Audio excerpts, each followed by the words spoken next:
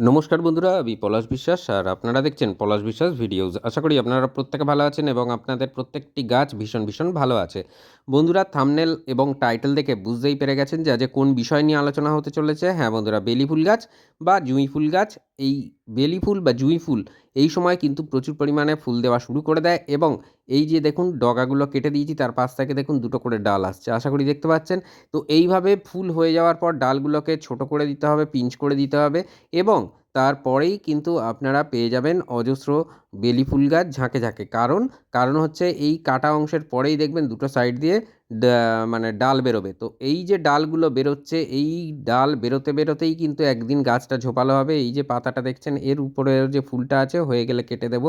তো এইভাবেই কিন্তু আমাদের বেলি ফুল গাছকে ঝোপালো করে নিতে হবে এবং অজস্র মাত্রায় ফুল পেতে গেলে আজকের যে তরলটা দেখাচ্ছি, এই তরলটা আপনাকে দিতেই হবে গাছে।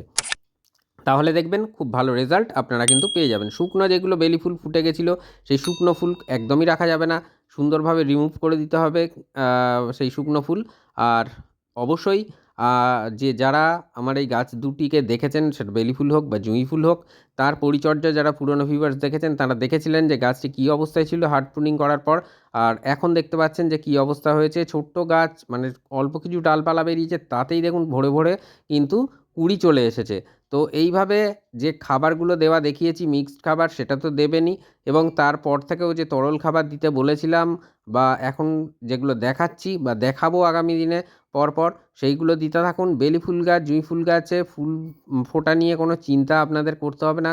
গাছ ভরে ভরে ফুল দেবে আপনাকে যদি এই পরিচর্যা দেন। আর আজকের যে তরল সার বা তরল খাবার বা তরল লিকুইডটা আমি দেখাবো, সেটা যদি দেন তাহলে দেবার 10 দিন পরেই দেখবেন গাছ ভরে যাচ্ছে অজস্র কুঁড়িতে এবং ফুলে। তো বন্ধুরা, 10 দিনের মধ্যে বেলি ফুল গাছে ফুল ফোটাবে এই তরল সার আজকের যেটা দেখাবো।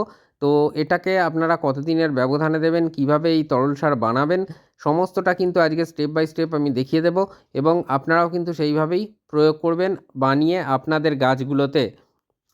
তো সবার প্রথমে একটা কথা বলে দিই বন্ধুরা, বলে রাখা ভালো যে প্রতিদিন সন্ধ্যে 6টায় বাগান সংক্রান্ত ভিডিও কিন্তু আপনারা পেয়ে যাবেন পলাশ বিশ্বাস ভিডিওস এই ইউটিউব চ্যানেলে। তো যারা এখনও সাবস্ক্রাইব করেননি চ্যানেলটা, তারা মিস করছেন ভিডিও, এবং যে ভিডিও আমি দিয়ে দিয়েছি গাছের পরিচর্যা দিয়ে দিয়েছি, আবার অন্য গাছের পরিচর্যাতে গিয়ে প্রশ্ন করছেন যে এই গাছের পরিচর্যাটা দেখতে পেলাম না। তো একটাই সমস্যা হয় যে সাবস্ক্রাইব না করে রাখার কারণে এটা, এবং যে সাবস্ক্রাইবের পরে যে ঘন্টা চিহ্নটা আছে, বেল আইকনটা রয়েছে, সেটাকে অল না করার জন্য।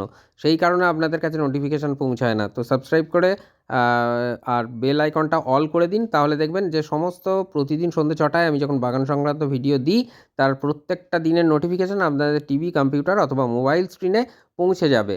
তো দেখতে পেয়ে যাবেন। তো 1 লিটারের কন্টেনার নিয়েছি, তরলটা বানানো প্রথমে দেখিয়ে দিচ্ছি। আর তারপরে বলবো ব্যবহার, মানে কতটা পরিমাণে দেবেন এবং কতদিনের ব্যবধানে এই তরল সার আপনাদেরকে আপনাদের গাছগুলোকে প্রদান করতে হবে।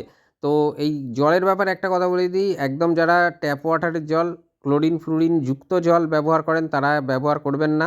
যারা ক্লোরিন ফ্লুরিন যুক্ত জল ব্যবহার করেন, উন্মুক্ত 24 ঘন্টা খোলা জায়গায় রেখে দেবেন যাতে ক্লোরিন ফ্লুরিন উবে যায়, এবং তারপরে কিন্তু আমরা এই তরল মেশাবো। আর নাহলে যারা পুকুরের জল বা টিউবওয়েলের জল ব্যবহার করেন তাদের কোনো ব্যাপার না। এটা মাইক্রোনিউট্রিয়েন্ট দিচ্ছি। 1 লিটার জলে 1 থেকে 1.5 ml এর মতন দিলে হবে। সামান্য কম বেশি হলে অসুবিধা নেই, অর্গ্যানিক। তো এই পরিমাণটা দিতে হবে, কারণ প্রচুর পরিমাণে ফুল আনতে যেমন মাইক্রোনিউট্রিয়েন্ট সাহায্য করে, তেমন কিন্তু আপনার গাছের যে পাতা হলুদ বা পাতা কুঁড়ি ঝরে যাওয়া, এইগুলো থেকেও কিন্তু রক্ষা করবে। এটা দেখুন হিউমিক অ্যাসিড 1 লিটার জলে 1 থেকে 1.5 ml নেব এটাও। তো এটা লিকুইড ফরমেশনে আছে। যাদের কাছে ডাস্ট ফরমেশনে আছে হিউমিক অ্যাসিড, তারা 2 থেকে 3 গ্রামের মতন 1 লিটার জলের জন্য নেবেন। ভীষণ ভালো রুট সিস্টেমটাকে রাখে, আর গাছের যদি শিকড় ভালো থাকে তাহলে জানবেন যে আপনাদের গাছ কিন্তু দারুণ রেজাল্ট দেবে, দারুণ ফিডব্যাক দেবে আপনাদেরকে। তো 1 লিটার জলের দ্রবণ বানাচ্ছি, যাদের কম বেশি মানে লাগবে তারা হিসাব মতো করে নিতে পারবেন। তাহলে সেই কারণেই 1 লিটার জলের কন্টেনারে আমি এই দ্রবণটা বানিয়ে দেখাচ্ছি। অনেকে প্রশ্ন করবে অন্য গাছে দেওয়া যাবে কি না। একটা কথা বলবো যে অন্য গাছে দেওয়া যাবে কি না যাবে, সব গাছে কিন্তু এক খাবার চলে না। তো আপাতত এটা দেখাচ্ছি, এটাই দিন না, অসুবিধা নেই কোনো। তো এটা যেটা দেখছেন, এটা হচ্ছে 0050 এনপিকে। তো সালফেট অফ পটাশ যেটাকে বলা যায় বা সাদা পটাশ বলা হয়, সেই জিনিসটা। তো এটা আমাদের নিয়ে নিতে হবে 3 গ্রামের মতন, 2 থেকে 3 গ্রাম আমরা কিন্তু 1 লিটার জলে এই সাদা পটাশ বা সালফেট অফ পটাশ বা যেটাকে এনপিকে 0050 বলা হয় সেই জিনিসটা আমরা নিয়ে নেব, যেটা কিনা ফুল আনতে প্রচুর পরিমাণে সাহায্য করবে আপনার গাছকে, টবের গাছকে। তো যাদের তো জমিতে গাছ আছে তাদের তো কথা ছেড়েই দিলাম, তারাও এই খাবার দিতে পারেন। অবশ্যই সেটা দ্বিগুণ পরিমাণে হবে তো একটা গাছের জন্য পরিমাণগুলো 1 লিটার জলে। আর এটা যেটা দেখছেন এটা ম্যাগনেসিয়াম সালফেট বা এপসম সল্ট, এটা 2 গ্রামের মতন আমরা দেবো 1 লিটার জলে। এ করবে কি, গাছে কোনো দিন পাতাগুলো দেখবেন হলুদ হয়ে যাবে না, পাতা চকচকে সবুজ থাকবে, কুঁড়িগুলোকে ধরে রাখবে, কুঁড়ি হলুদ হয়ে ঝরে পড়বে না। এই সমস্ত কাজগুলো করবে ম্যাগনেসিয়াম সালফেট বা এপসম সল্ট। অনেকে বলবেন যে সাদা চিনির দানার মতো হয়, আপনারটা রং একটু অন্যরকম। তো কালারটা একটা কারণেই হয়ে থাকে, কালারটা চেঞ্জ হয় কোম্পানি ওয়াইজ। তো যেরকম কোম্পানি কালার ব্যবহার করে তো সেই রকমই হয়, কিন্তু জিনিসটা ম্যাগনেসিয়াম সালফেট বা এপসম সল্ট।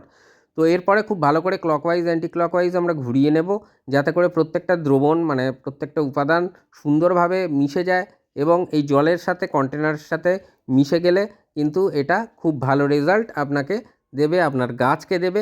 আর এটা এই যে তরলটা দেওয়া দেখাচ্ছি, এটা কতদিন ছাড়া আমরা ব্যবহার করতে পারবো, এটাকে আমরা মাসে 2 বার অর্থাৎ 15 দিন অন্তর ব্যবহার করতে পারি বড় গাছ হলে।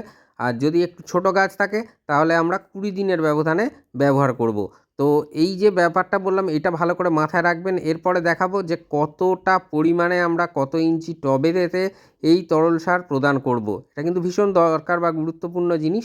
তো এই যে দেখছেন 10 বা 12 ইঞ্চি টব, সেক্ষেত্রে আমরা এক ধরনের পরিমাপ ব্যবহার করব এবং 8 ইঞ্চি টবে যদি থাকে গাছ তাহলে আরেক ধরনের। আবার যদি দেখা যায় যে খুব বেশি রয়েছে মানে বেশি পরিমাণে মানে বড় জায়গায় রয়েছে গাছ, তাহলে একটু পরিমাণ বাড়বে।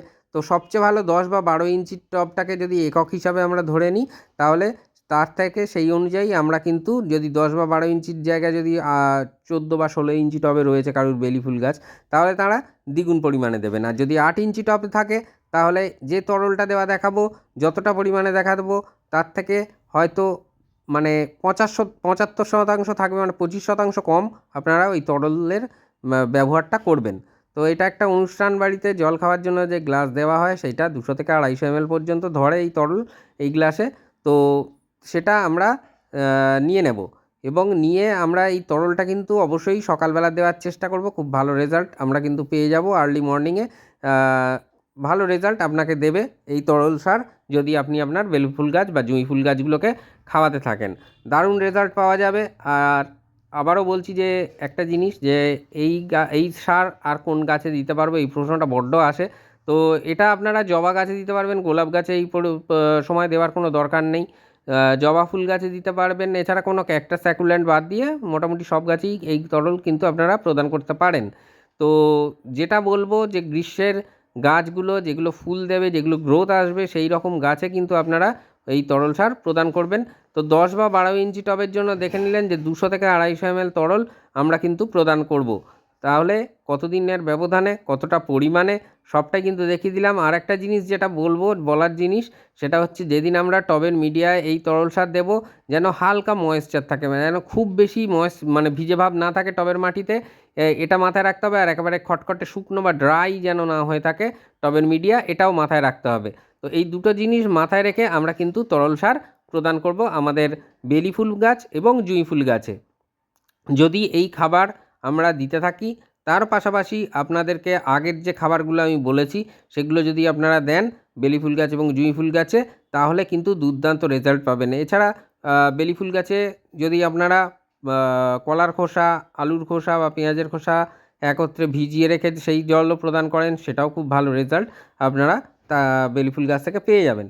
তো এই ছিল মোটামুটি বেলি ফুল বা জুঁই ফুল গাছে প্রচুর পরিমাণে মানে 10 দিনের মধ্যে আপনারা কুঁড়ি আনতে চাইলে এই খাবারটা অবশ্যই দেন, এই তরলটা অবশ্যই দিন আপনাদের বেলি বা জুঁই গাছে। দেখবেন 10 দিনের মধ্যে অজস্র কুঁড়িতে আপনার বেলি বা জুঁই ফুল গাছ ভরে গেছে। আর তখন অবশ্যই দেখাতে ভুলবেন না যারা ফেসবুক মেসেঞ্জারে ছবি পাঠাচ্ছেন। দেখে সত্যিই ভালো লাগছে, অনুপ্রেরণা পাই এইভাবে আপনাদের জন্য ভিডিওগুলো নিয়ে আসতে পেরে, এবং আপনারা যেহেতু সফল হচ্ছেন সেটা কিন্তু খুবই ভালো লাগছে আমার। আর এই ছিল মোটামুটি আজকের বেলি বা জুঁই ফুল গাছের পরিচর্যা। তো আবার আসবো আগামীকাল সন্ধ্যে 6টায়। আজকের এটুকুনি। যেতে যেতে একটাই কথা বলবো, মন থাক চিরসবুজ, পৃথিবী হোক সবুজময়। এই বলে আজকে এখানেই সমাপ্ত করছি। আবার আসছি আগামীকাল ঠিক সন্ধ্যে 6টায় নতুন কোনো গাছের বিষয়ক পরিচর্যা নিয়ে। ততক্ষণ সকলে সুস্থ থাকুন, ভালো থাকুন আর অবশ্যই দেখতে থাকুন পলাশ বিশ্বাস ভিডিওস। হ্যাপি গার্ডেনিং বন্ধুরা, নমস্কার।